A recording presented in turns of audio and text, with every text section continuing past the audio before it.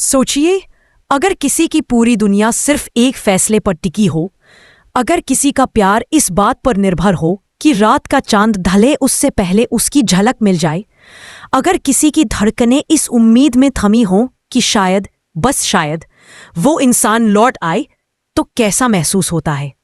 यही वो पल है जो आज आपकी रूह तक पहुंच जाएगा। इसलिए अभी तुरंत चैनल को सब्सक्राइब कर ले ताकि आगे की कहानी आपसे छूट ना पाए। कहानी शुरू होती है उस शांत ठंडी रात से, जहां आसमान में एक हीरो की तरह चमक रहा चांद खड़ा था, मानो किसी का इंतजार कर रहा हो। वेद की आंखें उस चांद पर टिकी थीं और उसके दिल में सिर्फ एक ही बात घूम रही थी, जब तक ये चांद आसमान में है मैं इंतजार करूंगा। अगर वो आ गई तो समझूंगा कि हमारा रिश्ता उसके लिए भी उतना ही सच्चा है जितना मेरे लिए। लेकिन अगर चांद ढल गया और वो नहीं आई, तो मैं मान लूंगा कि ये प्यार सिर्फ मेरी तरफ से था। वेद के दिल में जितना प्यार था उतना ही दर्द भी। वो पूरी रात उसी राह को देखता रहा जहां से सरू आ सकती थी। हवा हल्की थी पर दिल की धड़कनें तेज। अगर आप कहानी का हर मोड़ जानना चाहते हैं और आगे क्या होने वाला है वो मिल जाए। उधर दूसरी तरफ सरू की हालत भी कुछ अलग नहीं थी। वो भी दुविधा में थी, जाए या ना जाए।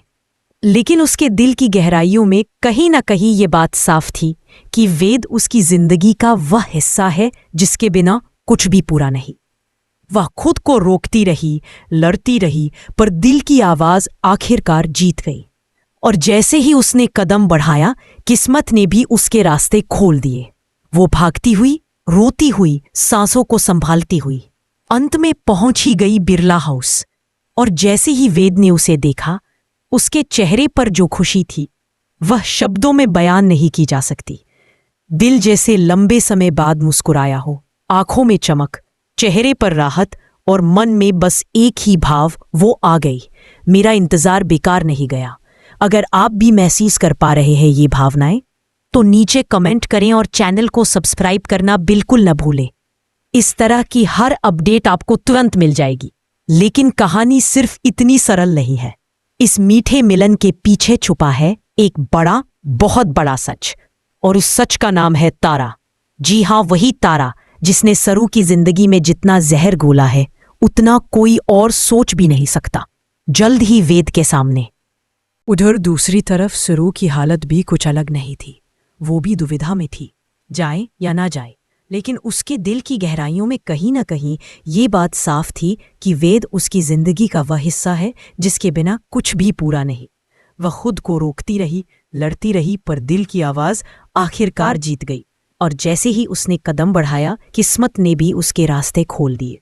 वो भागती हुई, रोती हुई, सांसों को संभालती हुई अंत में पहुंच ही गई बिरला हाउस।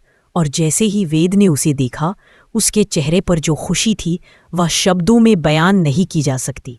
दिल जैसे लंबे समय बाद मुस्कुराया हो, आंखों में चमक, चेहरे पर राहत और मन में बस एक ही भाव, वो आ गई, मेरा इंतजार बेकार नहीं गया। अगर आप भी महसूस कर पा रहे हैं ये भावनाएं, तो नीचे कमेंट करें और चैनल को सब्सक्राइब करना बिल्कुल न भूलें।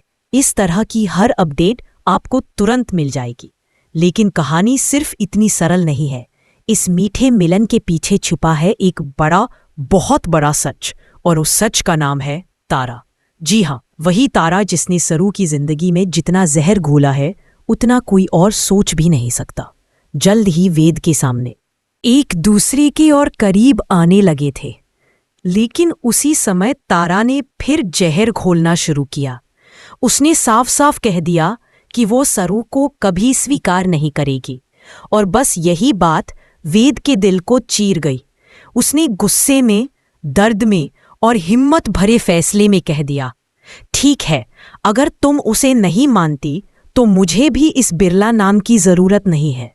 आज से मैं अपने नाम के पीछे से बिरला हटाता हूं। मैं इस घर में नहीं रह सकता। सोचिए, एक आदमी जिसने बचपन से इस घर में सांसें ली, वही घर छोड़ रहा है सिर्फ प्यार की खातिर। ये कोई छोटा फैसला नहीं। वेद ने सरू का हाथ थामा और घर से बाहर निकल गया। सरू की आंखों में आंसू थे, लेकिन दिल में सुकून भी, क्योंकि आज पहली बार उसे महसूस हुआ कि वेद उसकी खातिर सब कुछ छोड़ सकता है। अब असली सफर शुरू होता है। आगे क्या होगा? क्या वेद और सरू हमेशा के लिए एक हो जाएंगे या फिर तारा कोई और मुश्किल खड़ी कर देगी? ये सब जानने के लिए चैनल को सब्सक्राइब कर लें और बेल आइकन दबा दें ताकि जैसे ही अगला हिस्सा आए आपको तुरंत मिल जाए। वेद और सरू जब हाथ पकड़कर उस भारी भरकम घर से बाहर निकले तो रात की हवा में एक अजीब सी आवाज। घर से निकलते हुए सरू बार बार पीछे मुड़कर देखती रही। एक समय था जब वह इसी घर की बहू थी, यही उसका संसार था।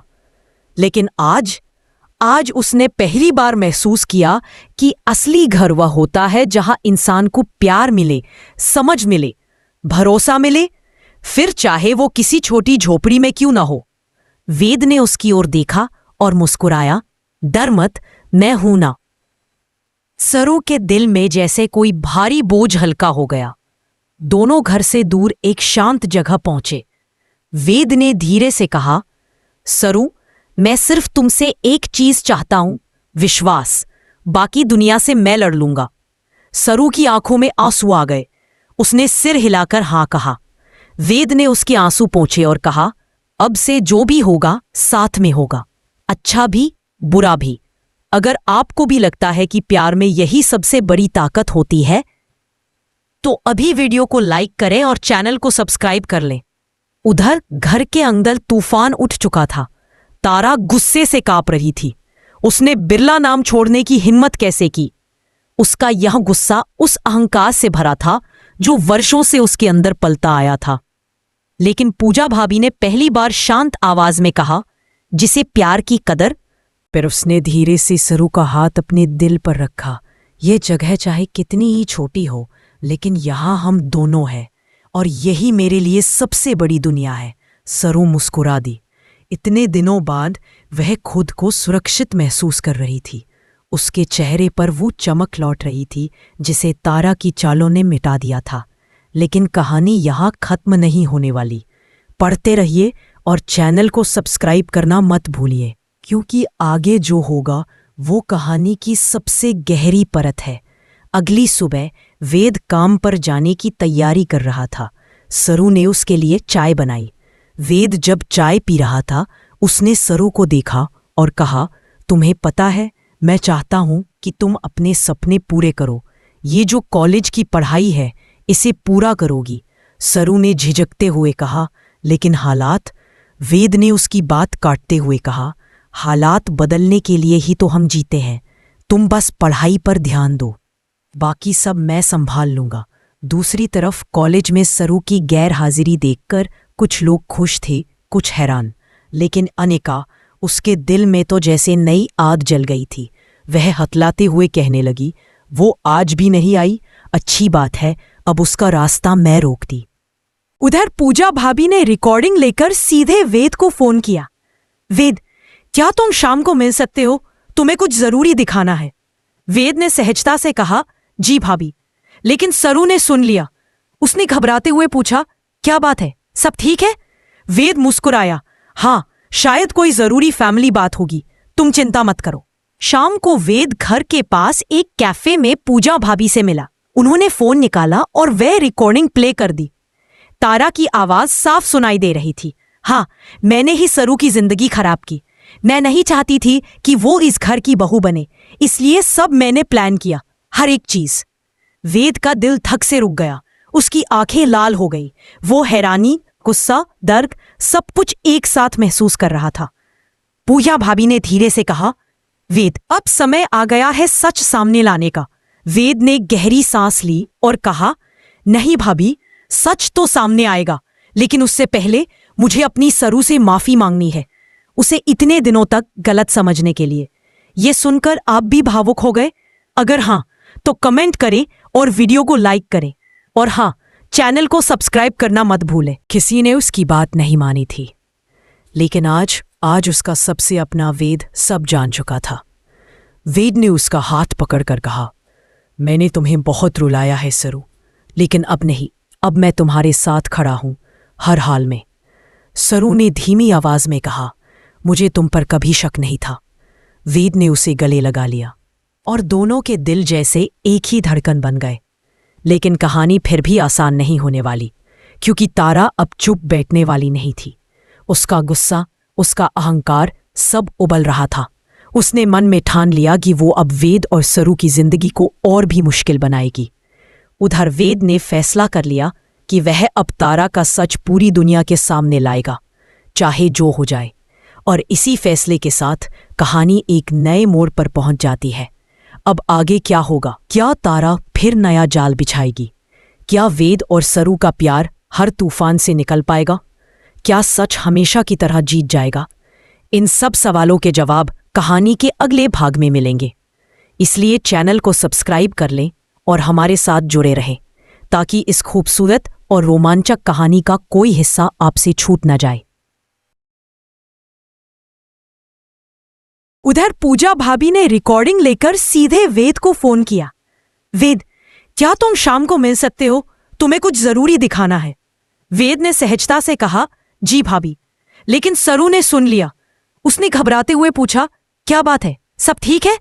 वेद मुस्कुराया, हाँ, शायद कोई जरूरी फैमिली बात होगी, तुम चिंता मत करो। शाम को वेद घर के पास एक कैफे में पूजा भाभी से मिला। उन्होंने फोन निकाला और वह रिकॉर्डिंग प्ले कर दी। तारा की आवाज साफ सुनाई दे रही थी। हाँ, मैंने ही सरू की जिंदगी खराब की। मैं नहीं चाहती थी कि वो इस घर की बहू बने, इसलिए सब मैंने प्लान किया, हर एक चीज। वेद का दिल धक से रुक गया। उसकी आंखें लाल हो गई। वो हैरानी, गुस्सा, दर्द सब कुछ एक साथ महसूस कर रहा था। पूजा भाभी ने धीरे से कहा, वेद, अब समय आ गया है सच सामने लाने का। वेद ने गहरी सांस ली और कहा, नहीं भाभी, सच तो सामने आएगा, लेकिन उससे पहले मुझे अपनी सरू से माफी मांगनी है, उसे इतने दिनों तक गलत समझने के लिए। यह सुनकर आप भी भावुक हो गए?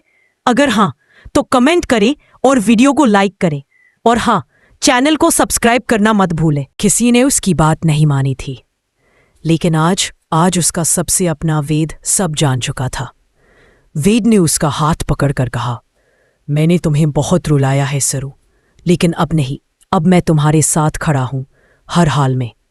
सरू ने धीमी आवाज में कहा, मुझे तुम पर कभी शक नहीं था। वेद ने उसे गले लगा लिया और दोनों के दिल जैसे एक ही धड़कन बन गए। लेकिन कहानी फिर भी आसान नहीं होने वाली, क्योंकि तारा अब चुप बैठने वाली नहीं थी। उसका गुस्सा, उसका अहंकार सब उबल रहा था। उसने मन में ठान